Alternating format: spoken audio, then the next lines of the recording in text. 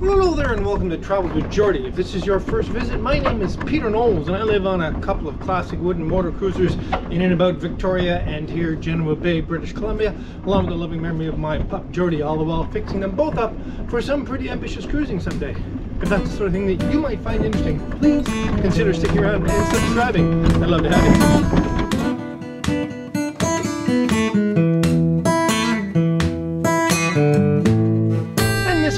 Back in Genoa Bay working on MV Palm and lots of little things. Wasn't able to get the wood I was hoping for, so good chance to pick up on about a dozen other little things that, well, kind of overdue. As always, I'd love to send a big thanks out to my PayPal and Patreon supporters. It's you folks that keep the show going. Thank you ever so much. And hello and welcome back to the shed. Well, this week's going to be a little bit different than I had originally planned. I was hoping we'd be starting on some partitions for the head and wardrobe, etc. But I wasn't able to secure the wood I need for that. So instead, we're going to carry on with lots of tons and tons of associated projects. We're going to put the lighting in back here as we did up in the wheelhouse. We're going to get going on the windlass. I'm just thinking of a various bunch of things. Anyway, stay tuned and we're going to jump into some really fun stuff.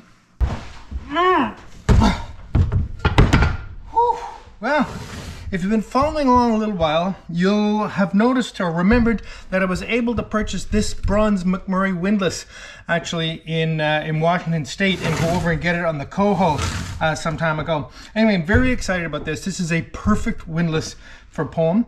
Very, very period correct. In fact, it's probably actually too new, but still, it's a lovely, lovely windlass with a nice clutch on it as well as a drum. The whole thing is fitted above the deck, which is quite handy for Palm because access to the little tiny forecastle or chain locker area is going to be very difficult. Anyway, it's been painted, but it's bronze under that. So I want to try a couple things. I want to see if it works, and I want to strip all this paint off it. So the McMurry Windlass was made in Seattle. It even says that right up here on the nameplate here. And it's actually powered by an electric motor that was used in the Ford 8N tractor, which debuted, well, the 8N debuted in 48 or so, but the predecessors to it would have had a very similar starter motor. The thing is, they have to be modified slightly to make them reversible, and not all McMurrays, from what I understand, are reversible. So let's have a look to see. Well, it's nicely painted on the inside too anyway, if there's enough terminals on here to suggest that this is a reversible motor.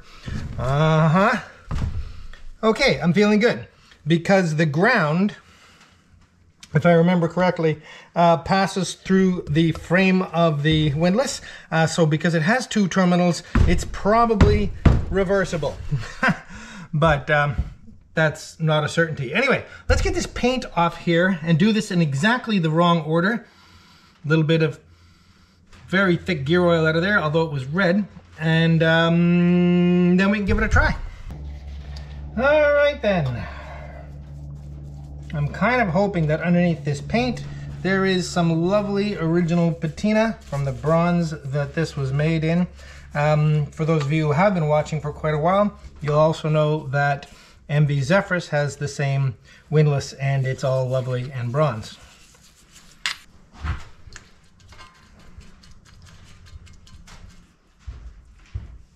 All right then, let's give that a minute to do its thing. Well, after a good long wait, I can say that this particular paint stripper had absolutely no effect whatsoever on this paint. It certainly isn't much in the way of a paint stripper because I have got it on my hands and I can't even tell. So I'm gonna have to go and get something more substantial in the way of a paint stripper. Well, then I'm wondering if possibly this is an original factory coating, perhaps even epoxy paint. Anyway, we'll see if it's even worth getting off. Who knows? Anyway, so I have connected up some heavy cables to battery, and we'll see if actually this is a ground positive or anyway, we'll see if any of these do anything. Nothing. And between the two terminals, nothing. Might have to take this apart. Okay. I I don't believe I had access to a decent battery down in the shed. And of course there's an awesome battery in the bilge in the wheelhouse, but it's not that easy to get to and get some jumper cables onto. These are my jumper cables. This is what I've been coping with for the last decade. If I think of how many awesome jumper cables I've had in the last little while. Well, a fine fellow here at the marina said, you know what, you're not even gonna try those. I'm gonna lend you some real cables. Yeah, we're better off now. Okay, and here we go. These windlasses ground through the frame. Let's throw a little juice on one of these terminals. Ooh, that's down. And that's up. Oh, fantastic. It's a reversible windlass, and it seems to be in okay shape. Oh, sweet. Now I just have to figure out how to get the paint off it. I know some of you are saying, why bother? But in bronze, these things are just so nice. Okay, on to something else I've been struggling with for a while, and that's during the refinishing of the cabin sides, in fact, all the mahogany, the decks as well, I now am aware that I'm going to have to stain this wood. There are enough defects and stains and damages and splines and things. It's not nearly as bad as Geordie, for example, but it's going to need to be stained to sort of even that out a bit. And in fact, it was stained before. And the stain that I was hoping to find was one of the classic Chris Craft mahogany reds, which had been available from Interlux and still is, or the Petit one, which is now done by Sandusky, I think. Anyway, I've contacted all kinds of suppliers, and none of these stains are available in Canada, or will they ship to Canada. Must be pretty nasty stuff. So, some of you will see where I'm going with this. I do have to stain it. So would I stain it with my now much loved Minwax Gel Stain Mahogany Red? This is not a boat stain. It is an exterior stain. I love the color. It's easy to work with. It's easy to blend different areas with. I'm going to try it right here on the inside, here in the cockpit, the inside of the cabin side, where I've already sanded it. Now you will say there are a lot of defects in here. In fact, there's some white filler in here. There's a whole bunch of white bungs in the back here. It's a real mess. But because this stain actually claims to be able to stain over literally everything, including steel and fiberglass, I'm just going to try it here. It won't be the end of the world if I have to drill out or clean out some of these areas to be able to put something else in there that will be more suitable. So let's have a go and see if this could possibly be as simple as a little wipe on, wipe off.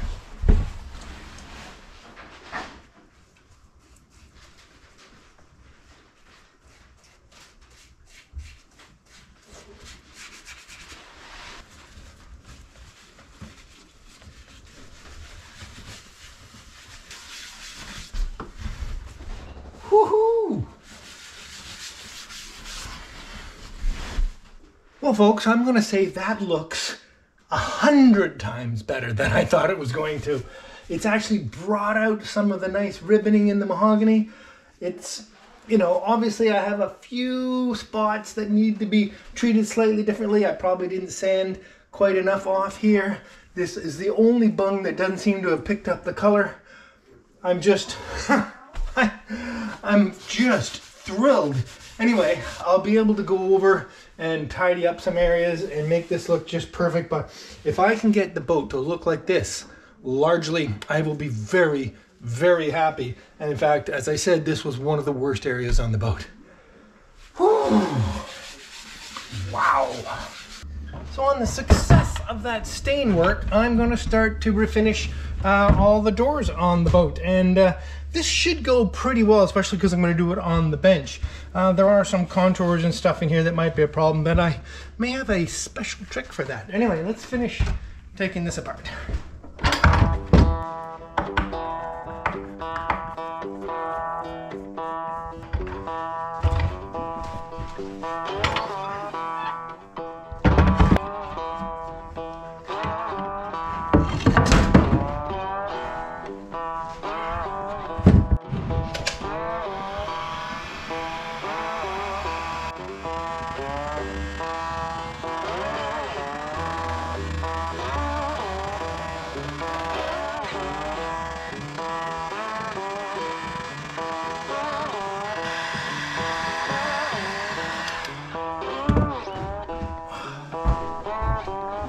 Oh.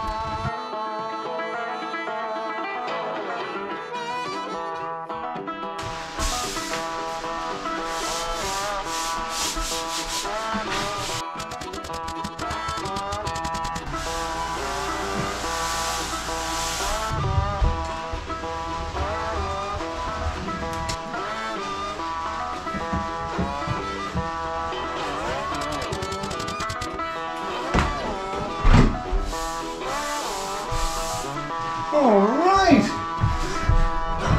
Right.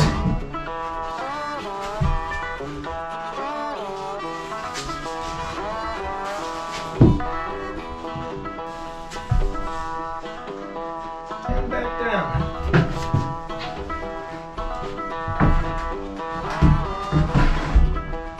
Splendid, and it's perfectly aligned. I'll put some more screws in it. As you can tell, it's getting abused, being worked on like this, but actually at the end of this week I'm going to give it a late sanding and another coat of everything, and in time we'll start to look after it properly. Okay, let's pick up where I left off on these doors and get them sanded.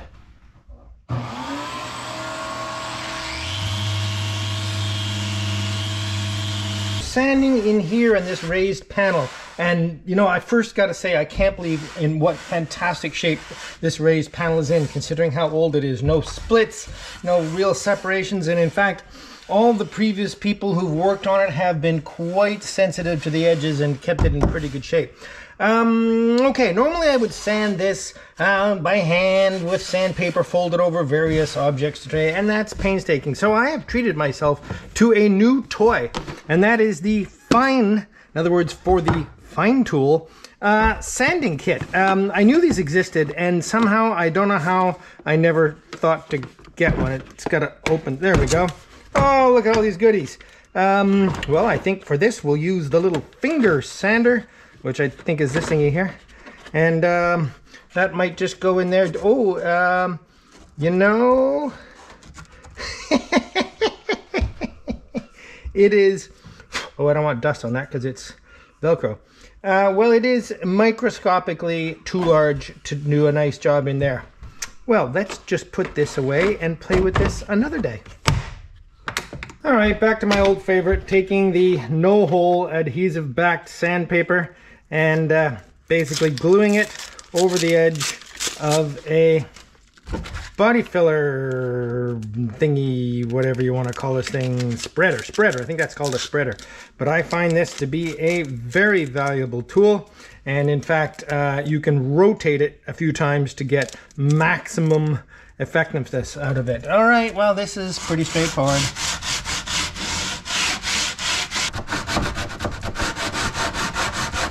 Okay, as we get close to being done here, as this whole panel is made out of a solid piece of wood, the two long sides here have had their piece cut out of it with the grain, but down here it's against the grain. And of course, to get this cleaned up, I had to do some sanding against the grain, and there'll be scratch marks on here in this direction, which will show up in the stain. So make an effort at the end to sand in the correct direction with the grain.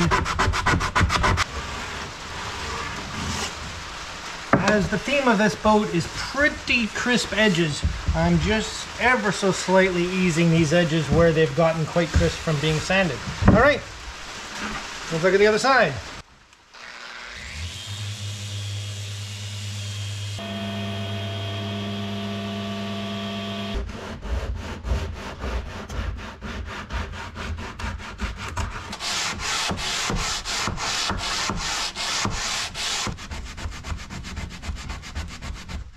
All right then, this is about where I'm taking this. Now, for a couple of reasons, I'm not too worried about sanding any further. If you're familiar with mahogany, you'll know that to get the true deep red out of this mahogany, I have to take quite a bit more wood off. But to be sensitive to this very, very old door, which is in extraordinarily good shape, and because I know I'm going to use a very dark stain, I don't really need to get that natural mahogany color. I have the grain, and that's enough, because I do not want to have to take off a 1/16 or more of wood off of this, because I believe wooden boats are perpetually repairable, and if I'm the one who takes all this wood off it, the next person along has less to work with. Now, there are an awful lot of defects from various generations of hardware, some of which was still in use.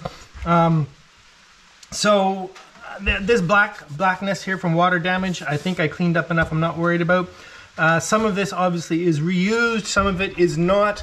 There in fact was a previous latch further down here, and quite a few other bits of hardware. So I'm actually going to put a little filler in some of these holes, even though, I mean, except for the ones that I'm going to reuse.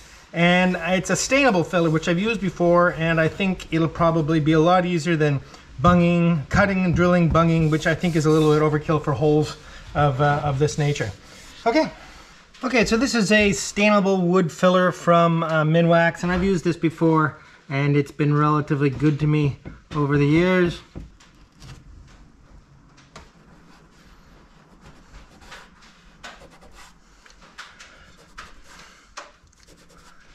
And onto the front door. You know, it's funny, after Leo's prank with the front door on Tally Ho, I was wondering, because this door is sort of similar actually, if I would try to, no, I never thought about that. Okay, let's carry on here.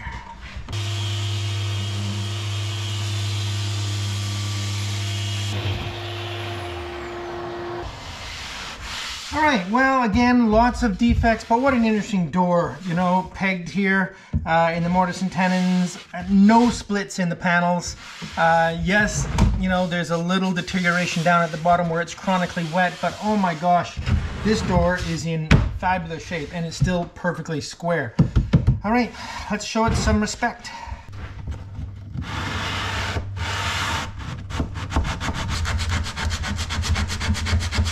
Of course, there'll be tiny little bits of residue in the corners, and so I just get them with a chisel.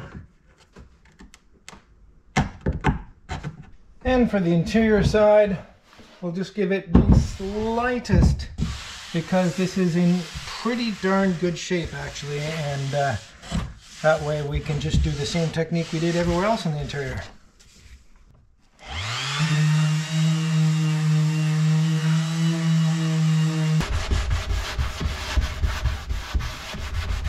And now just a fine sanding before the stain. That rain is really coming down. Okay, because I'm staining everything in this neighborhood, I'm also just going to do a little bit of a touch-up stain on this as well. So just a little bit of a sanding, just to clean it up a bit. All right, and it's staining time. Fun, fun, fun, fun, fun, fun, fun.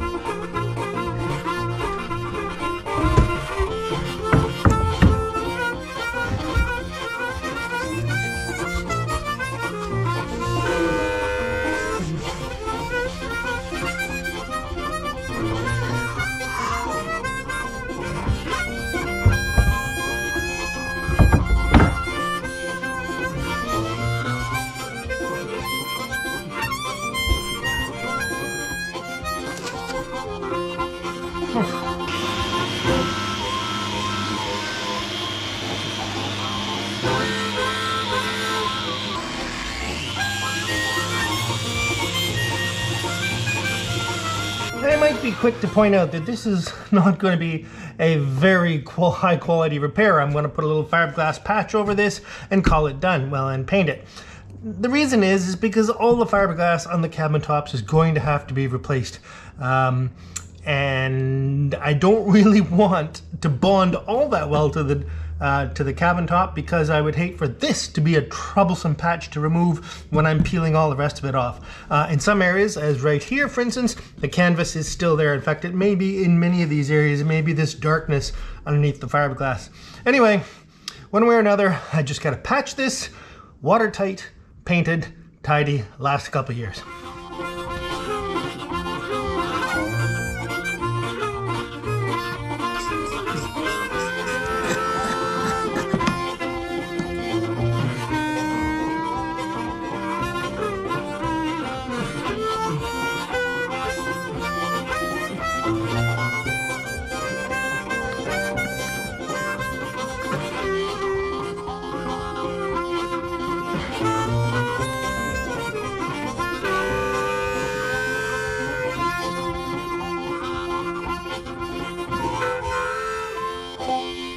If this wasn't hack enough already, I'm gonna hot coat it with a little filler.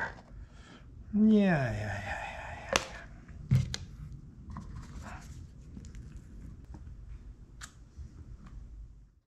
And well, good morning. Well, I've reinstalled the doors and they look fabulous. Fabulous from the inside too. I'm sure I'm going to show you. I'm not so impressed with my little fiberglass project. There was a bit of sag overnight, it being so cold. Anyway, we won't delve into that. It'll be fine in the end. So it's time to move on and make the other armrest for the wheelhouse. And I have happily already prepared all the pieces, so it's simply a matter of using this one as a template and putting it together. It'll be really easy, won't it?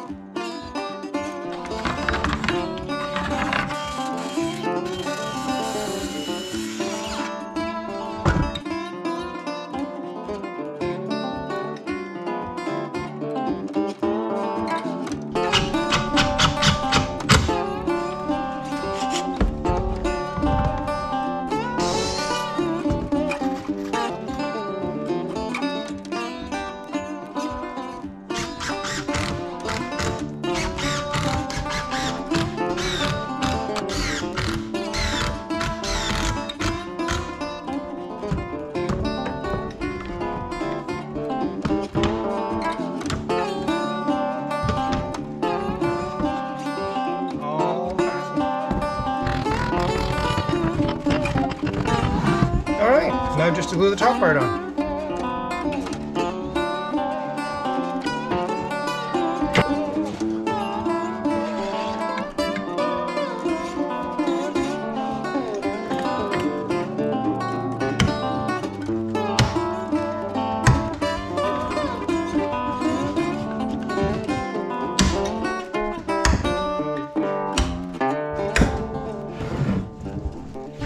Okay, as promised, I'm going to get to the aft cabin valance lighting, and it's basically the same theme as I did in the wheelhouse, but a slightly different detail because the band that's going to follow around here will continue along here. But before the band goes the structure for the actual spacer that holds it out, that the LEDs will sit on top and on the bottom of, and then over the front of that will go the valence, and over the front of that will go the bead. But anyway, so let's get this structural piece on, and I'm going to leave a 1/2 inch gap at the end, and that's so that I can run the wires down into the valence here, where the, not valence, but the bulkhead here where power is going to be available, and we'll leave a 1/2 inch gap up to the beams here. So there's a bit of a trick figuring out how far it goes, because of course this area here will be the head. So I know where it ends within about 1/4 of an inch or even closer. So I'm actually able to mark it off very, very, very close to where it will end. And I'm just gonna put it right there. Okay, on to the LED strips. Now there's a new technology in LED strips, at least new to me. It may be ancient to all of you. It's called COB, which I believe stands for Chip on Board. And what's interesting about these is that, all right, get the package open. And the whole point to them is that the lighting is a continuous strip rather than a whole bunch of dots. And this actually gets around pretty much the principal issue I had with the LEDs I put in the wheelhouse. So in time, of course, if these are any good, I will replace the ones in the wheelhouse with these. But in the meantime, I'm hardly in a financial situation to be throwing away perfectly good LEDs. So back to where we were before, cut at just about every inch by the look of it, and this comes with a different type of connector, and we'll have a look at that in a minute. And this is just so exciting. And yes, it's every inch, and I need 66 inches, which makes it this one right here. Okay, the connectors. Oh goodness, they come with a tool this time. Isn't that interesting? It's basically a tiny standard screwdriver. Okay, yeah, you know what this requires? This requires glasses. Glasses. I don't know. Could it have been that easy? Could it have been that easy? Anyway, this is quite an interesting little connector. It's got little barbs that, I don't know if you can see any of that, but the neat thing about it is it doesn't have pigtails. You stick your own wires in and they get poked in the bar. Anyway, let's get some wire. Amazingly, I have some tiny marine cable. I'm not even sure what gauge this is. It was on the boat, but it's perfectly suitable for what I'm doing here. It's actually the exact right size wire for this. Oh. And I've confirmed that that's the positive side. Not that it matters, but it's nice to have the right way around so the LED works. And close it. Magnificent. That is quite a robust little connector, and it's nice that it doesn't have its own pigtails, so you can go straight to real wire. Let's test it, shall we? Okay then. Woohoo! They work! Hey! Oh my gosh, look at that. Well, you can actually see, if you look very, very, very, very closely, the tiny independent LEDs, but it certainly does average out quite nicely. Whew! Okay, well let's get this stuck in.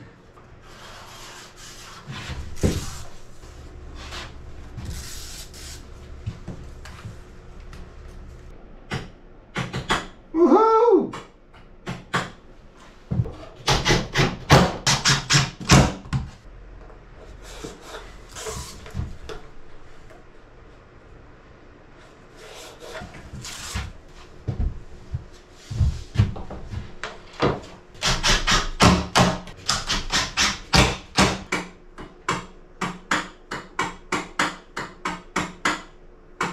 Hello and welcome to the Travels with Geordie Beer of the Week, coming to you this week from the aft cabin of MV Poem. I'm just loving it.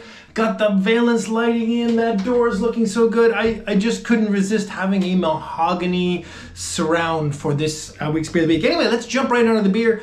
This is Hop Razor from House Sound Brewing, and I've never had it before, and it's called a West Coast IPA, and that's pretty typical for around here. Let's see what I think of this.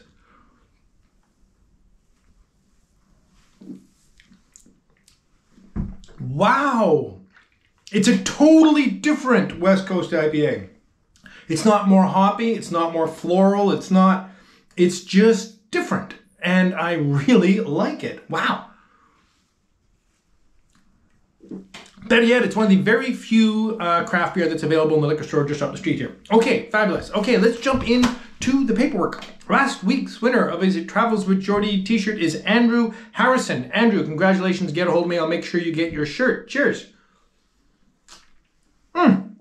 And last week, I'd like to thank and be very, very grateful to Mike Young for coming aboard as a new Patreon. Thank you ever so much, Mike. I'm very, very grateful. And off the Amazon wish list, Vince Smith sent me along a box of the Abernet Super Sandpaper. This stuff is amazing. It's about 95% dust-free if used with a corresponding, well, in my case, the Bosch Abernet Matte and a good vacuum. You'll see it's covered with stain because I've actually used it to put stain rags on, because this has already gone into service because I am deep into refinishing the cabin sides on the boat. So thanks again so much, Vince. What an aptly timed gift. Very, very kind. Thank you. And finally, all you need, because we're moving quickly, is a word of the week.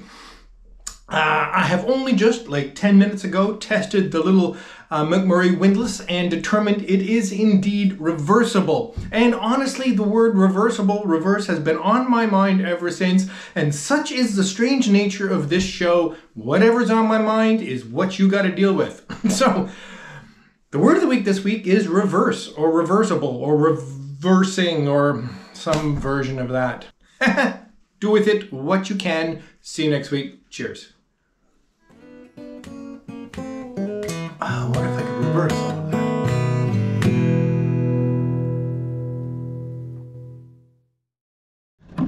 I've been